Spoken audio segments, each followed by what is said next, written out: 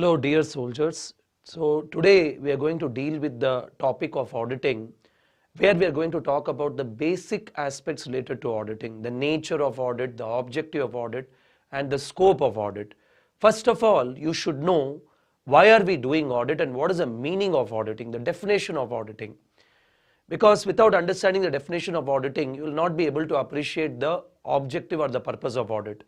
First of all, what do you mean by auditing? What is auditing? Auditing is an independent examination of financial information with an objective to express an opinion on such financial information of any entity. It may be a profit-oriented or not a profit-oriented entity. Ultimately, the objective of audit is to express an opinion on the financial statement of the company. Basically, I as an auditor, my job will be to examine the financial information. See, the role of an auditor starts where the role of an accountant ends. See, the job of an accountant is to prepare the financial statement. Now, what does financial statement comprise of? Financial statement comprises of, say, balance sheet. We call it as statement of financial position. Then you have profit and loss account or statement of profit or loss. Then you have cash flow statement. Is nothing but statement of cash flow, then explanatory notes, and then statement of changes in equity. My dear soldiers, understand that a balance sheet shows us the financial position of the entity. How much is the asset, how much is the liability, a person may come to know about it by looking at the balance sheet. A profit and loss account shows what is the operating results of the entity, how much profit they have generated. And my dear soldiers, a cash flow statement shows how the cash is generated. Is it generated by operating activity? Is it generated by financing activity? Is it generated by investing activity? You come to know by looking at the cash flow statement. And explanatory notes gives description of the accounting policy. What accounting policy we follow to prepare a financial statement, those descriptions are given. And finally, you have statement of changes in equity, which gives details about the share capital and the reserves and surplus account. What is my capital in the beginning of the period? What are the transaction during the year? Say, for example, we raised new funds, we raised share capital, we also issued, say, bonus shares. And what is the quantum of dividend which was declared. So it shows the movement of the owner's equity, that is statement of changes in equity. I as an auditor will examine each and every item of these financial statement. I will examine the balance sheet, the P&L, the cash flow statement, the explanatory notes, the statement of changes in equity, which is prepared by an accountant. But my role as an auditor will be to examine that whether these financial statements are prepared properly as per the books of account. So going back to the definition of auditing, my dear soldiers, auditing is an independent examination of financial information with an objective to express an opinion on such financial information. See, whether the entity is profit oriented or not, whether the entity, irrespective of its size or form, whether it is a large corporation or a small organization, ultimately my job as an auditor is to examine, validate the information, whether the information contained in the financial statement, is it showing a true and fair view. Let me give you an example for this. Let me take a balance sheet. Now, looking at this balance sheet, you have share capital, say 50 crores, current assets, say 25 crores, non-current assets, say 25 crores. So this is the balance sheet. Now, this balance sheet was prepared by an accountant. An accountant, he prepared this balance sheet. Now, I as an auditor, I need to check that whether this balance sheet is prepared properly or not. That is my objective as an auditor. Now, what will I do as an auditor, my dear soldiers? I'll ask evidence for each and every item. If I suppose say share capital is say 50 crores, I want evidence for 50 crores. Now here we call audit evidence as what? Sufficient and appropriate audit evidence. That is called as SAI, sufficient and appropriate audit evidence. Now for share capital, the audit evidence available is 50 crores. It is matching. No issues. It is matching. There's no problem at all. Same way, there are other items in the balance sheet. I want audit evidence. So if current asset is 25 crores, I want evidence for 25 crores. Okay, fine. I ask for evidence. They provide evidence. Now I told you SAI. What is SAI? Sufficient and appropriate audit evidence. Sufficient means quantity of audit evidence, and appropriate means quality of audit evidence. So I, as an auditor, I will ask for audit evidence. So for each and every item, I want audit evidence. Okay, current asset also 25 crores available. Good. We are standing good. Now I ask for non-current assets. Non-current assets comprise of fixed assets, comprise of intangible assets like goodwill, patents, copyrights like plant and machinery, buildings.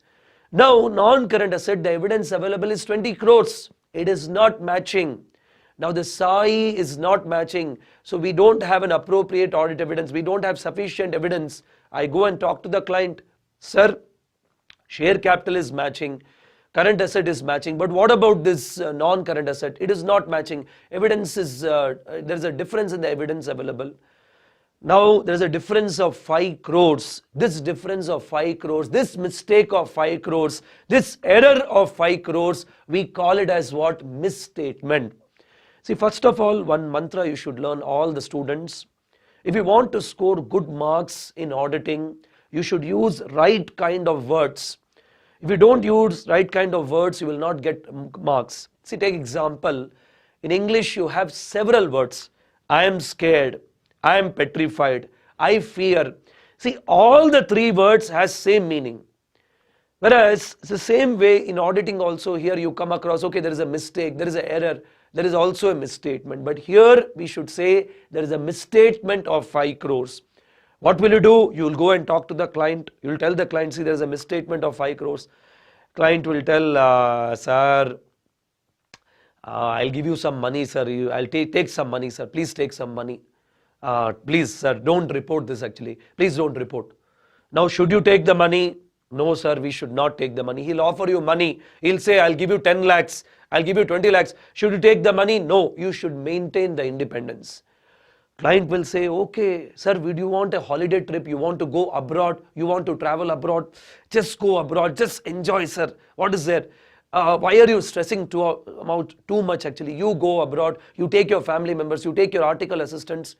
No, sir, no, we don't want his holiday also. We don't want holiday. We want evidence for that 5 crores. Sir, I'll give you jewelry, sir. Please take jewelry. No to jewelry.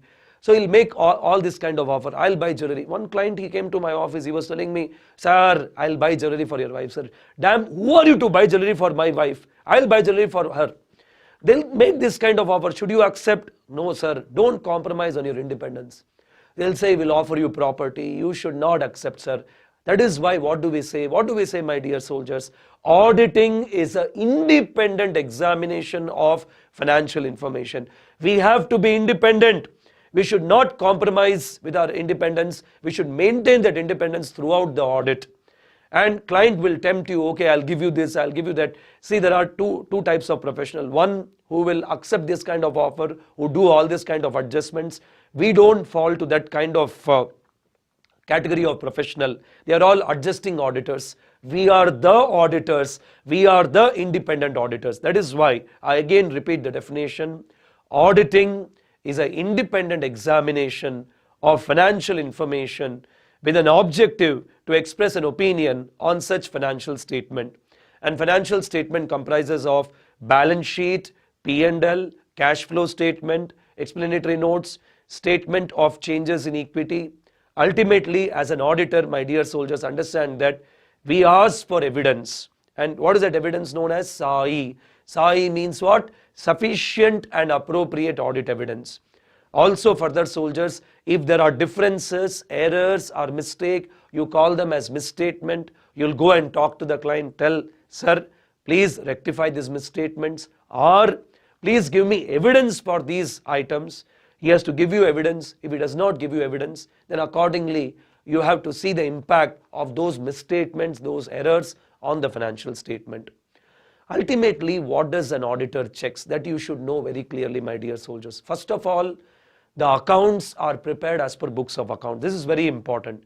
you should ensure that all the accounts are prepared as per the books of account. That is the first and the foremost thing you should check as an auditor. Okay, whether the accounts are prepared properly or not. Second one, my dear soldiers, the entries, whatever entries you are showing, they are supported by SAI. There is a sufficient and appropriate audit evidence available. So you should see that whether evidence is available or not. And evidence not available, as I said, you should go and talk to them. Please provide me audit evidence. Sufficient means quantity of audit evidence, and appropriate means quality of audit evidence. And further, my dear soldiers, you should see that no entry is omitted. There is no omission of any entries in the financial statement. You should ensure that all entries are recorded. If suppose say company has made a sale of 25 crores and they have just recorded 24 crores, no sir, no. We should include that 1 crore sale also, which has been omitted by mistake by the client. So that also has to be included. And also, what are the other things auditor checks? Auditor should check that whether information is clear, unambiguous in nature. There should be clarity in the information. There should not be any kind of confusion in the information. So the information should be very straightforward and clear. I should not say there may be a sale of 10 crores, there may be a sale of 25 crores. This is not what we do. There should be clarity. The reader should understand what information we are placing there. And also, my dear soldiers, understand that the amount which is shown, it is properly classified, properly disclosed, properly presented. That is very important. Take example, a capital item is presented properly, a revenue item is presented properly. There should be proper classification of the items. Now, for example, you purchase a fixed asset. You will not show as an expenditure. You will not charge off to P&L. So you should take a sufficient care that there is a proper classification, disclosure of the amount which has been presented, and it should be presented as per the accounting standards.